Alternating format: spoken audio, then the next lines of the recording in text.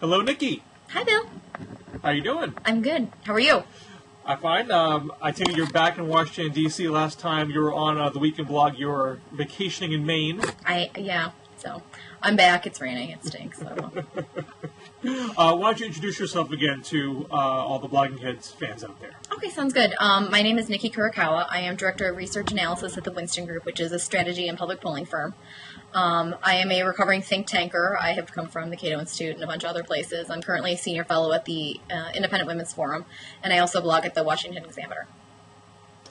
Fantastic. And again, I'm Bill Scher with Campaign for America's Future, blogging at ourfuture.org, also proprietor of liberaloasis.com and host of the Liberal Oasis radio show podcast. We decided today for this edition, we're so close to Election Day, and there's so many interesting races to pick four that have particularly interesting state blogging around it.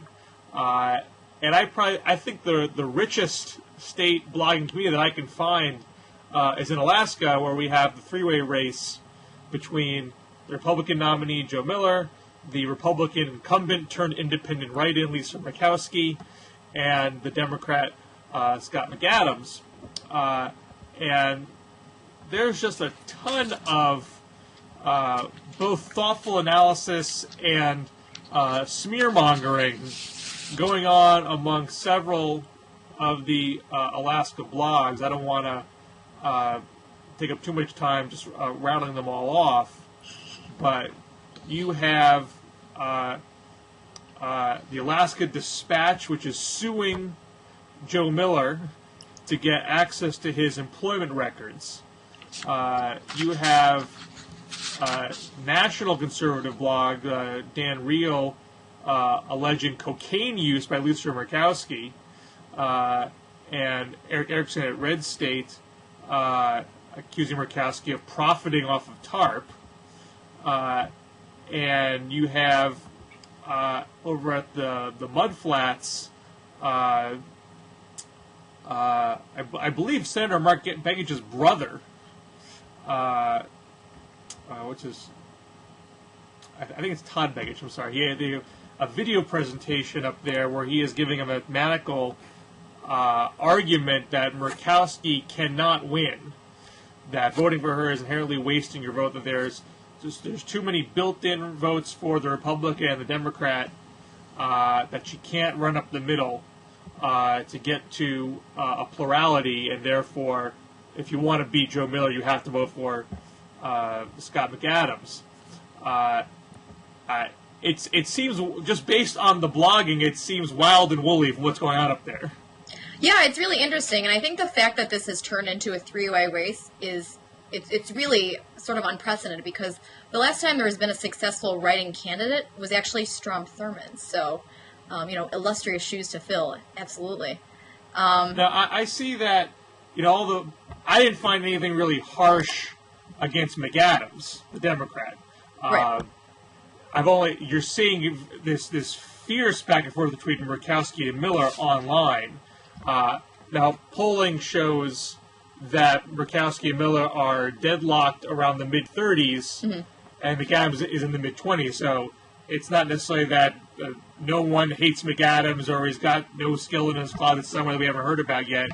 But certainly no one's talking about that. All of the muck is happening online between Miller and Murkowski, it seems. Yeah, and actually, as you mentioned before, the whole, with Joe Miller not divulging anything personal, period, going forward for the rest of the campaign, McAdams actually took the high road. One of the papers asked him about it, and he said, I guess I don't have a whole lot of commentary.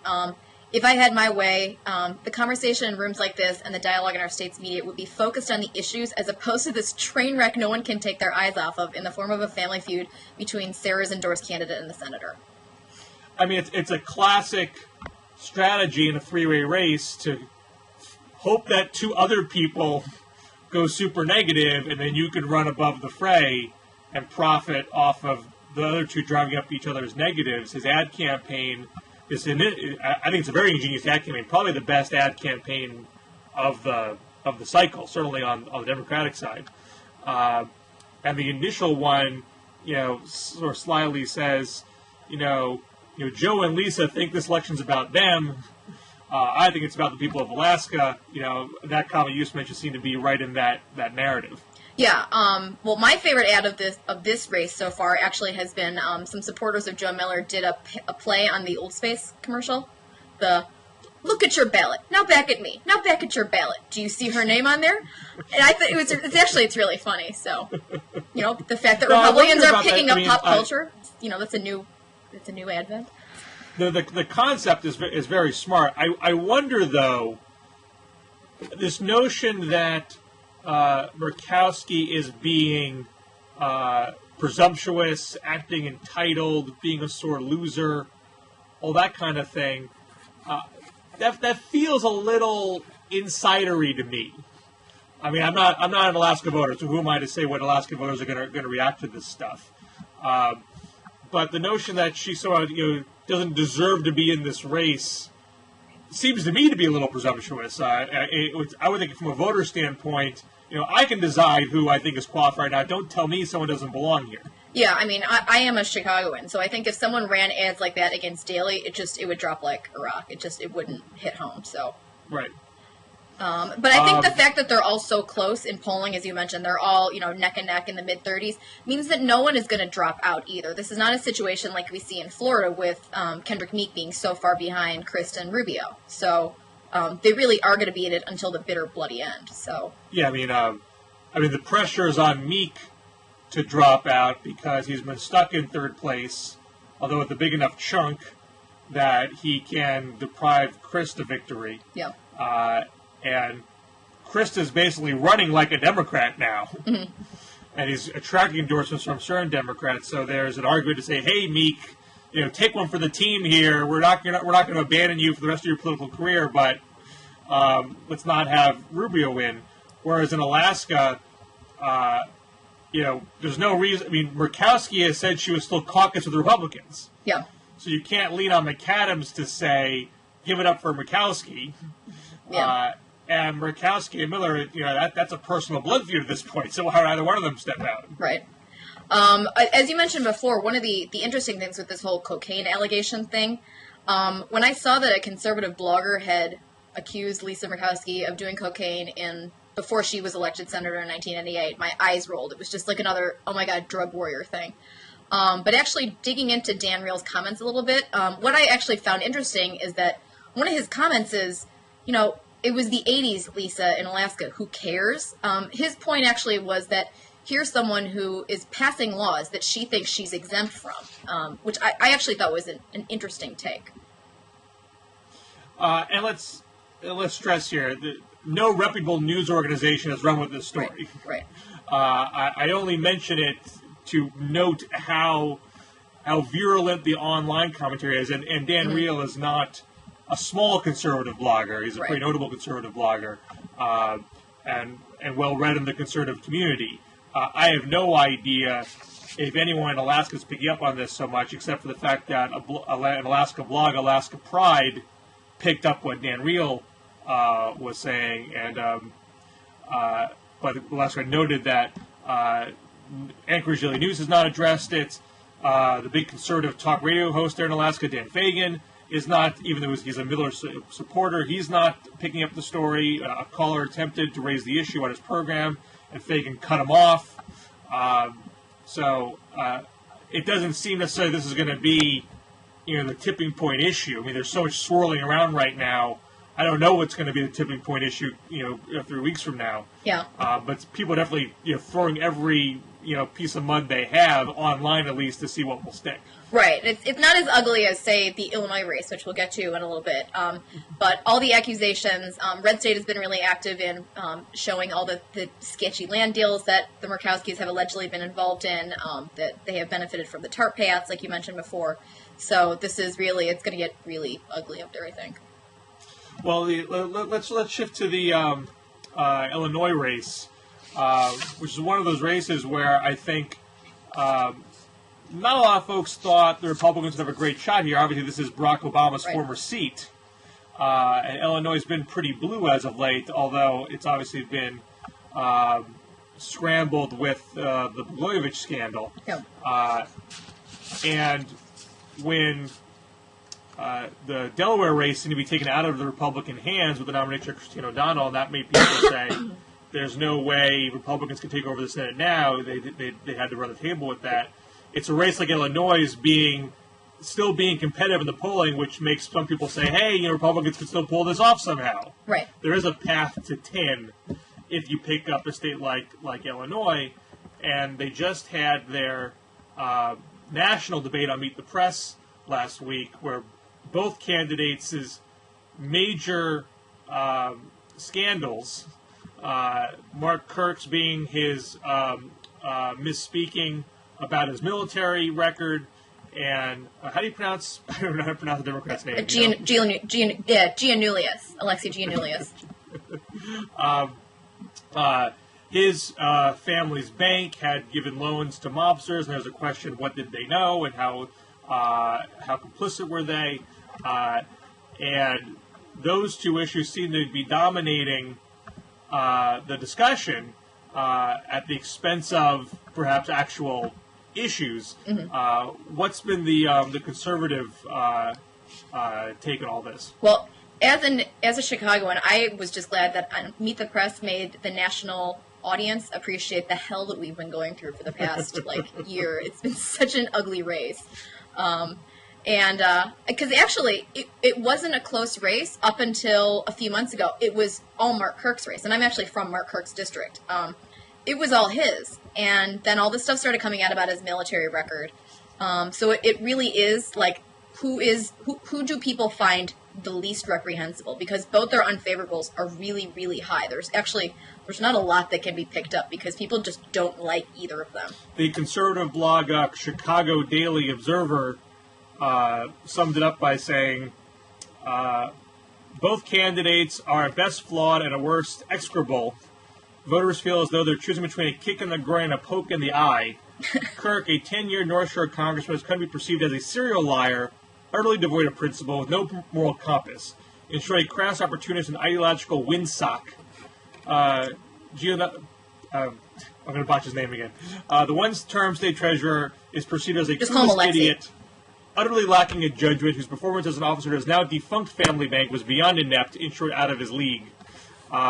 He's predicting that Clerk comes out ahead of this sad story, and I'm not going to be in the prediction game. But after that debate on Sunday, another flap was pushed from some of the area liberal blogs, an audio recording of Mark Kirk saying he was going to have some sort of program in place to ferret out alleged voter fraud, and he ticked off only African-American majority areas, which led both Arch Pundit and the Capital Facts blog to pounce on him and to accuse him of trying to suppress the black vote. I take it conservative bloggers are coming to Kirk's defense on this one. Yeah, I mean, it's also important to remember that conservatives don't really like Mark Kirk. I mean, he is pro-choice. He had voted for the cap-and-trade bill last year, so he's not high on their priority list. And there's been a lot of outside money flooding in recently, I think largely because, as you mentioned, it's a Senate seat that has to be in play now because the O'Donnell seat is out of play. But overall, he's not one of their favorite people. The voter fraud thing obviously has been a drum that has been beaten for years and years and years by John Fund and a bunch of other people. But is something that Arch Pundit had mentioned is this, if you're really concerned about voter fraud, having people standing at precincts is not the best way to go after it. There's absentee ballots that are a concern, there's voter registration stuff that's a concern, but actually having someone at the ballot is pretty much the least effective way to go at it. And if anything, you do end up suppressing the vote because you're making it more painful, you're making it more difficult. You have all these armies of lawyers there that are checking people's IDs and slowing the thing down even more, which discourages people from going out in those precincts. Now, the other liberal blog here, Capital Facts blog, was a little bit charitable to Kirk, saying, it's Kirk's right to do this. There's nothing illegal about it as long as his operatives stay within the law come election day. Polls show that black voters aren't backing him at all, and there's a big push by Democrats now to turn out black voters, so I can even see why he's doing it. But bragging about voter suppression efforts in black precincts is more than a little unseemly. He pretty much deserves whatever he gets. Chicago Daily Observer their prediction that Kirk would win was based on the notion that there would not be as high an African-American turnout this year as there was in Illinois 2 years ago when Barack Obama was on the ballot.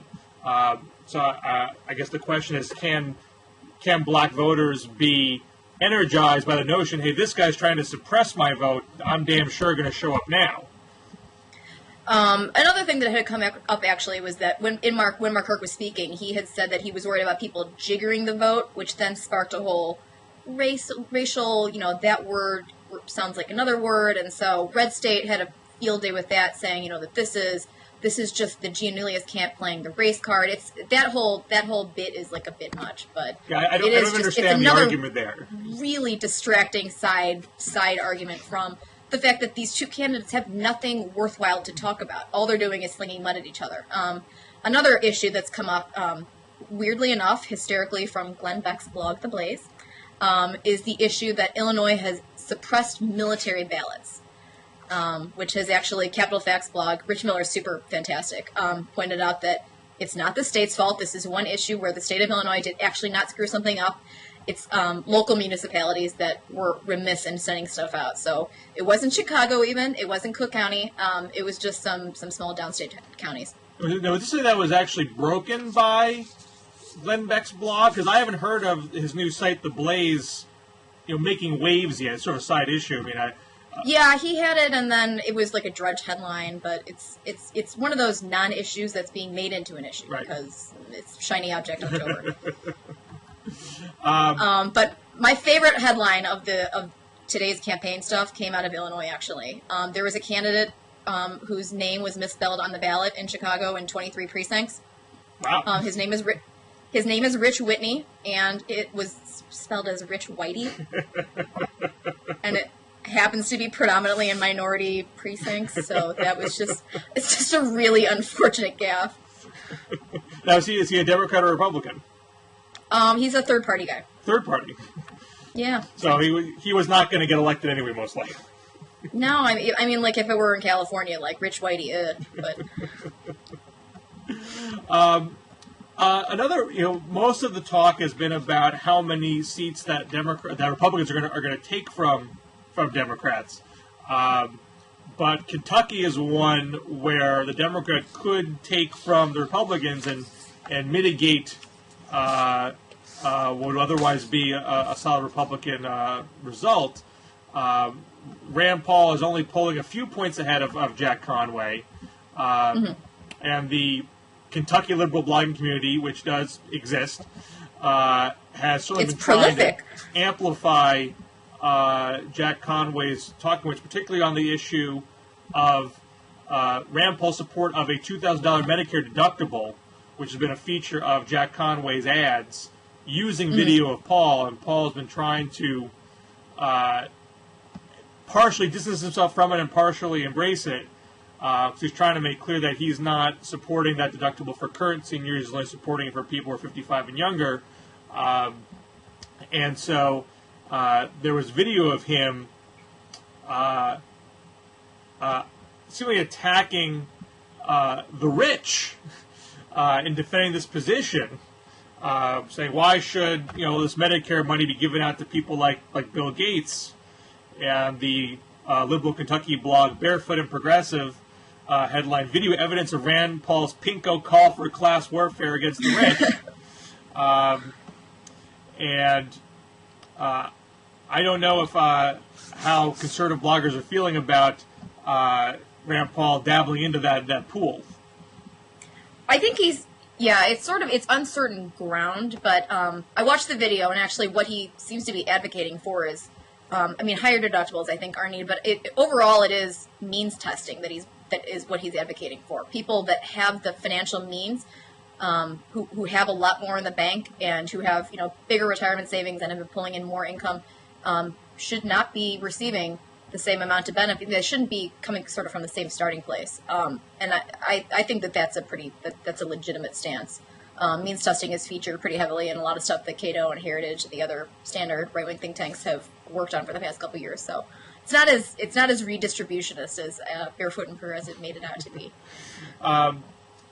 And he's trying to say now that we should be able to have a debate about how Medicare is financed to help defend his position. But is there any concern that he was leading through most of this race, and now by really kind of it's sort of when he got wrapped up in the civil rights issue, talking about the civil rights act of the '60s, that he doesn't seem to have a way to give an answer and move on to the next thing that's better turf for him.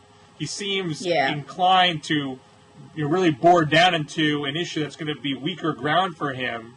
And is there any concern on the right that he's just not a savvy enough politician to get the debate back where it's going to be stronger for him?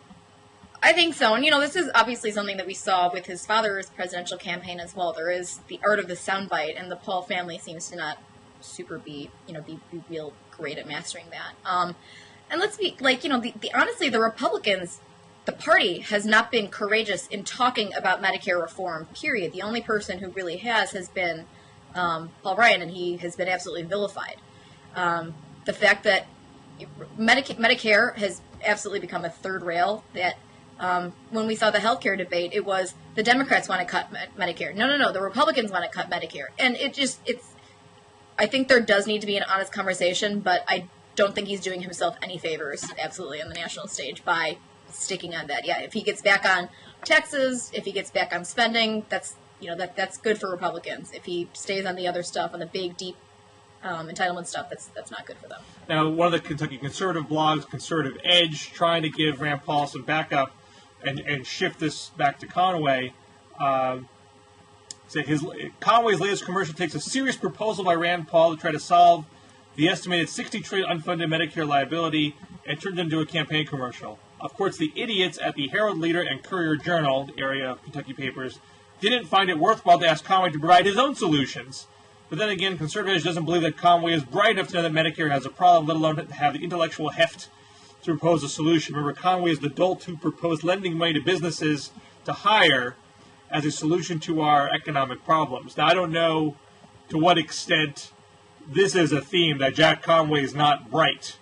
Are you aware of that being something that is an attempted attack line? No, I haven't come across that a whole lot. I did come across someone who accused him of, being a terrorist sympathizer because he wants to bring the Guantanamo detainees to America and maybe even put them in Kentucky. Right, there was a sort of like free man in Kentucky who had a headline, "Why is the media ignoring Jack Conway wanting to shut down Gitmo and bring him to the U.S., maybe Kentucky?" For a man who says Kentucky first, does he mean in where to bring detainees? We know he supported the Iraq War and would possibly look at Pakistan for a potential war. Is this merely taking our soldiers seriously? His support of the Iraq War was a voice in support of making our troops have senseless injuries and deaths. When will the press wake up and press him on these issues? It seemed to be almost taking a Ron Paul anti-war libertarian line on top of raising the specter of Gitmo detainees being in Kentucky. And anyway, they're going to Illinois. They're coming to my state. Whatever. Well, good thing you got out of Dodge and went to Washington. Now you'll be safe. Another thing that had come up, though, was that Rand Paul actually might hate Christians. This is something that had come up back from his college days. His nefarious fraternity that he was in made fun of Baptists at his college he went to. So, the mudslinging is not limited just to Alaska and Illinois. Yeah, I find the digging through people's college days always a strange attack move. I mean, why anyone should be held accountable for everyone does plenty of silly and stupid things in college. You could find that about almost any person, and why that should then somehow be indicative of what you believe as an adult is beyond me. Yeah, my favorite line comes from Steve Bannon at Washington Monthly's Political Animal, and he said, "For the record, so long as he never hurt anyone, I don't care what Rand Paul did in college. I don't think voters should either. I do care that he's an extremist with a radical policy agenda right now." And, I don't 100% agree with the fact that he's radical, but I think the sentiment is absolutely appropriate. Now, we're taping this Thursday afternoon. This is a few hours before the one and only debate between Harry Reid and Sharon Angle. So I'm saddened we can't get blog reaction to that, because I imagine this will probably be, the Whitman Jerry Brown debates are pretty interesting to watch, but I suspect Reid Angle might be the best of the lot. Having said that, there certainly is interesting blogging around the race. Las Vegas Gleaner, which has long been one of the most entertaining Nevada blogs, has a running theme that Sharon Angle is basically competing with Christine O'Donnell as the craziest candidate in the field. And so a few days ago he said, Christine O'Donnell continues to enjoy a comfortable lead, but a rival Sharon Angle refused to accept defeat and is working hard to regain her front-runner status in the high-profile race to see who is America's most hilariously batty she-teabagger of the 2010 campaign. Hoping to climb back into contention, Angle recently warned that the Constitution, which is holy, is being replaced by Sharia law, which is not. And if Harry is re-elected, all American women will be forced to report to government freedom destruction centers to obtain their burqas. Death panels are located in the auditorium adjacent to the lobby. Surrender your guns in the second floor conference room. I thought for the last few weeks, Angle has done a pretty good job at getting back on a message. On a more mainstream keeping the crazy in check. What's that? Keeping the crazy in check. Yeah, I mean, exactly. I mean, Reid obviously is digging up a lot of her old past statements, and Angle was kind of flat-footed for a while, but you kind of got in a groove, and the polling is still dead heat. And then to kind of go off on a bender and say there are two existing American cities that are presently under Sharia law seem to get off track. Little bit, yeah. Not the number one issue in the campaign. But now, how fringy is this on the right? Is this so commonplace on the right that this is actually happening that it wouldn't have Sharia law that she thing was going off the beam? Well, it's Center for Security Policy, the Frank Gaffney group. They just released a giant report saying that Sharia law was this looming giant danger. So the thought is out there, but I don't think it has traction among a bunch of most credible groups. I honestly don't know what to say in response to this. Yeah. Yeah, I like their contest though. I will watch that bated breath. Another interesting bit of news out of the Las Vegas or out of the Nevada race is they just came out with a ballot, and Tea Party candidate Scott Ashjian, his party is abbreviated as TPN, and he wants it to be TEA so people can tell that he's a Tea Partier, and now it just looks like he's something else. So I don't know if you remember. Tea Party something or. Right. This is, maybe, yeah. So David Schwartz at the Las Vegas Sun points it out. So I don't know if you remember from a few weeks back when Sharon Angle was caught on tape talking to him, trying to get him to drop out of the race because he was pulling support away from her that she thought she needed. So this is when she said, that she had juice and she could get him in front of people that had supported her, and Jim DeMint and Tom Covert, and it was just this really awful, terrible phone call. So this guy has gotten his comeuppance, apparently. Well, I've heard it argued that when you listen to the tapes, that she comes off well, even though she's exposing a lot of fractures in the Republican Party, that she at least sounds like how she sounds in public, that she is this crusading insurgent that's trying to upend the Republican establishment, and that she actually believes what she says. Oh, I think she believes what she says. It's just a matter of who actually supports that, because we've seen a big split in the Republicans in Nevada. The dean of the Nevada Senate actually just came out and endorsed Harry Reid very begrudgingly, but his statement says, "We need someone in the U.S. Senate who can be effective, work with others, and best represent the interests of our state." And he felt that was Harry Reid. He said he still is opposed to Obama and the Obama agenda, but he just has no confidence in Sharon Angle. Now, when something similar happened, back in it was last year in upstate New York when the local Republican in a special election endorsed Didi Scosafaza, who was a moderate, and national conservatives got very upset. Newt Gingrich tried to keep the right at bay and say, "Hey, you got to listen to your local Republicans. Don't be outsiders telling folks what to do." And Newt Gingrich was attacked as being a rhino. This is before his Secular Socialist Machine book was published. And I wonder, is there a similar dynamic happening here where are there national conservatives that are mad at the local Nevada Republicans for abandoning Scher and Engel?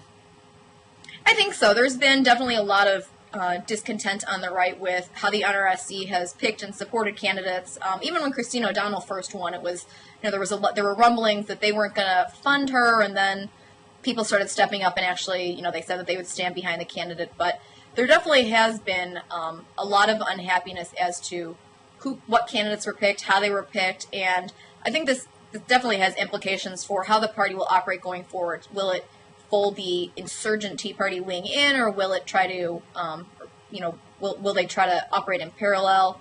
It's that sort of remains to be seen. I imagine a lot of it's going to hinge upon how well do these Tea Party insurgent candidates do. If you have a bunch like Engel and like Christine O'Donnell and like Joe Miller, Ken Bucket in Colorado, fall short, and you could say, hey, we would have taken over the Senate if not for you guys, then I'd imagine there's going to be quite the bloodletting. Yeah. So is it that the Republican Party has just moved too far to the right, which is what people like David Frum have argued, or is it that this is just the direction the party's going in, and hell or high water? I've talked about this with some other folks in these Weekend Blog segments, and what I still struggle with is, in my mind, the difference between, say, Lisa Murkowski and Joe Miller is fairly slight as far as things you actually vote on in Congress. There's definitely a difference in that Joe Miller thinks that unemployment insurance is unconstitutional, and Lisa Murkowski just votes against unemployment insurance, not on constitutional grounds. So there's some deeper ideological differences, but as far as the actual voting matters are concerned, Murkowski wasn't someone who went rogue. And so it's hard for folks on the left to understand why this tension even exists if there aren't actual voting matters that are breaking the party apart. Yeah, it seems to be pretty symbolic. I've already heard from, I don't remember where, that the Tea Party wants to knock off Kay Bailey Hutchinson and Olympia Snowe in 2012, that they're too moderate. So, Snow actually votes for Democrats on some things. Yeah. But I think, it definitely remains to be seen, where is this coming from? Is it coming from national groups? Is it coming from the Club for Growth, or is it coming from local groups? Because as far as I'm aware, what a Republican does in Maine is a lot different than what a Republican does in Texas.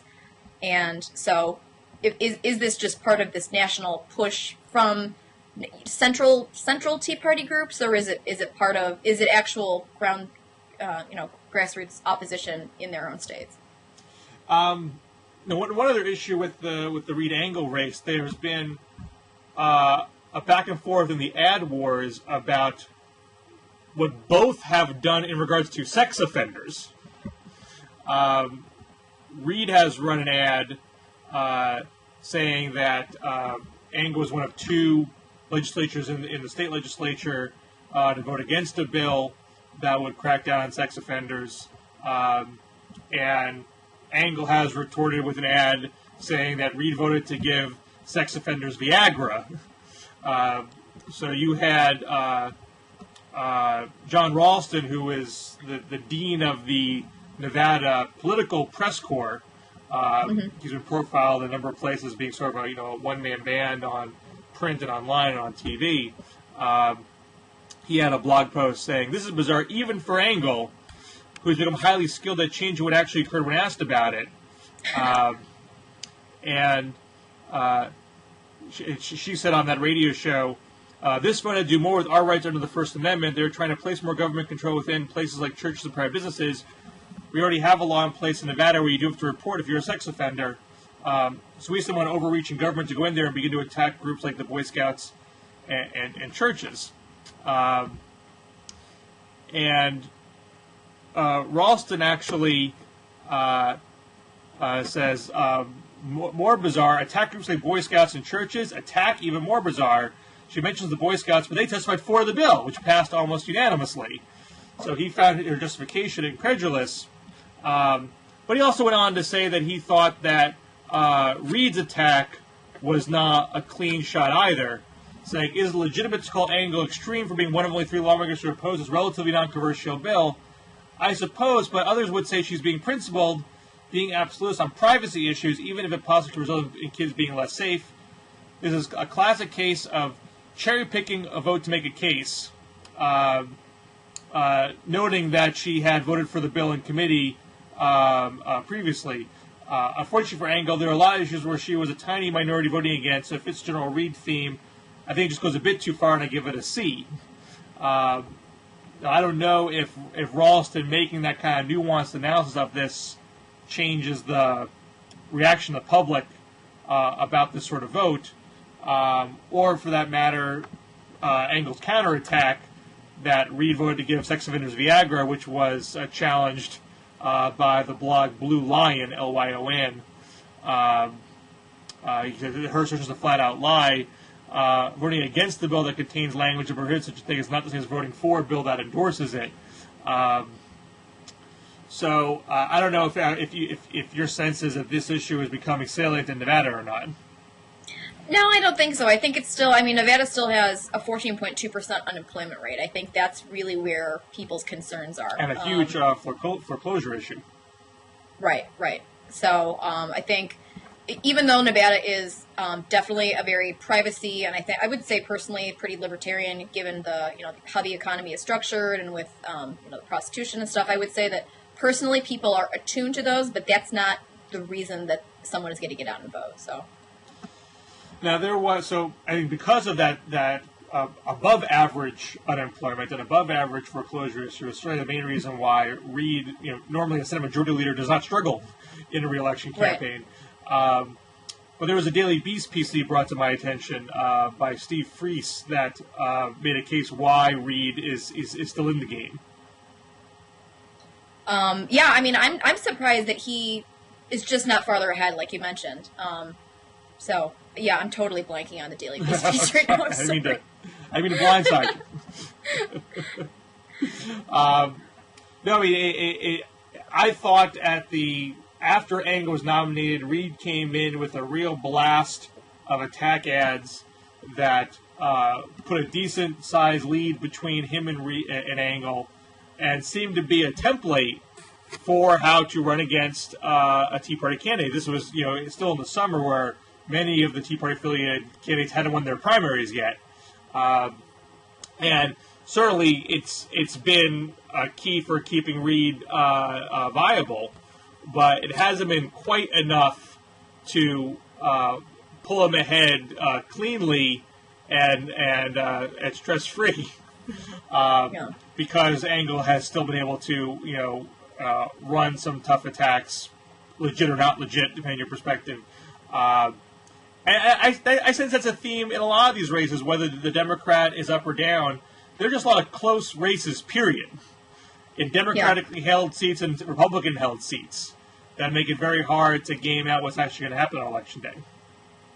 Yeah, and that's why we see, Cook Political report, the numbers that are toss-ups, it's varying so widely, and there are a lot more that are toss-ups, but it's not just all going in favor of the Republicans. There are a couple that are swinging the other way as well. So now, where you work, you work for a polling outfit, correct? Yeah. I've personally become increasingly skeptical of almost all polling, particularly polls with likely voter screens. Right. Yeah. There are major caveats, and I think. What concerns me is that polls have started to drive the political narrative now, right. And there are some that are just not legitimate. That's what it's one thing, it's perfectly legitimate as a pollster to say, this is my best analysis of what the turnout's going to be and what I think the likely voter pool is going to be. But then hang all of your news coverage on that subjective assessment seems a bit much. Right, and there's very little transparency in what goes into the likely voter screens, which is also concerning. I try to pull registered voter stuff whenever you can, or whenever it's available, but that it just unfortunately is not very much. So no one's even doing that right now. They're only doing likely voter polls. Right. So there's that concern, and there's also robocalls versus actually speaking to people, and then cell phones. Chuck Todd from NBC has been hitting on this, that if you're not sampling cell phones, then you're weighting your other data really heavily, and how will that affect? That could skew your information very wildly. Polls are trying to compensate for that, right? Right. It's a question of how well they are doing that. Yeah. Do you have a sense that I feel like the quality of the state and local polling is generally not as strong as the national polling? Is that a fair conclusion? I do think that there are some well-respected local organizations. I think the Sooner poll is good. Quinnipiac, they only do a few states, but I think they do a pretty thorough job. PPIC in California, the Public Policy Institute of California, I think does good stuff. But there are national shops that are shoddy too. I'm not going to name names, but I think that there are some people, that they churn out all this information, but it's not necessarily useful because it's so skewed, because there are shops that also have pretty obvious ideological biases. I guess it sort of cuts both ways. Well, and the state polling efforts you just listed, those are all ones that have long reputations polling in their own state or a series of states like Quinnipiac, so they presumably have a good sense of how those electorates work, and they can make more informed judgments how they weigh their poll data. Right, and if you're just doing a rifle shot automated poll because you can do it for cheap, and you'll have a number and you'll get a news headline out of it, there's no way to there's no accountability for that. Maybe that poll is going to change the media narrative and then become a self-fulfilling prophecy so you look good. But there's no way to actually know if these polls are true reflections of the full electorate. Exactly. And that's what we've seen in Illinois recently. About 2 weeks ago, it was the DNC put out one poll and then the Republicans countered with another poll. And they're both so wildly different that it's, no one knows what the actual electorate is, and then you start, as you mentioned, then it does become a self-fulfilling prophecy, and that's not good either. Certainly, I can tell just anecdotally, almost everyone that I know on the left is following Nate Silver, who founded 538, which is now part of NewYorkTimes.com, religiously, and what he's largely doing is taking averages of poll data and running it through a model which games at tens of thousands of different scenarios. He's been weighting polls, giving some more credibility than others, which I think is really important. I'm sorry, say it again? He's been on 538. He weights polls to give some more credibility than others, which may be very smart, but also is a subjective act. Yeah, but I think also Mark Blumenthal over at Pollster.com, which is now part of Huffington Post, they've been putting out a lot of articles cautioning against the various fallibilities of polls. So I think that's good just to raise awareness of. But I sense that more people, I hear more people coming to me about what Nate Silver is saying, because the basic, the whole table that he has on the right is to give me. He writes that there is always inherent uncertainty. So I don't mean to put words in Nate's mouth, but the model that he has gives a veneer of certainty. This is the 75% chance of this happening. And people really latch onto that as being definitive. Whereas what Mark Blumenthal is doing at Huffington Post is usually emphasizing the uncertainty. And that stuff gets less traction in people's conversations, I suspect. Yeah. But there is, I'm right now I'm tracking every Senate and gubernatorial poll that comes out every day, and there's just so much information. It's like mind-boggling. Does it just feel like noise at this point? Yeah, there's just so many, of the 37 gubernatorial races, there are 20 plus polls a day across the country. It's just, there's so much information. It's hard to. So is you and your show even getting into the business of prognostication? No. So what is your focus going to be between now and Election Day? Me personally, I'm just doing, well, I guess the House is out, and the Senate's out, so, yeah. We have clients, so I'm working on client stuff. I don't need you to get into proprietary information. Reveal what you're doing. Yeah. Not all that interesting, I'm sorry. That's okay. Perhaps we should leave it on that note. Is there anything else that we wanted to mention we didn't get to? No, I think that's about it. Excellent. Well, Nikki, always great to talk to you. Where can people find your stuff again? We're at winstongroup.net or over at washingtonexaminer.com. Excellent. Hope to talk to you again soon. Okay, thanks a lot. Have a good day. Take care.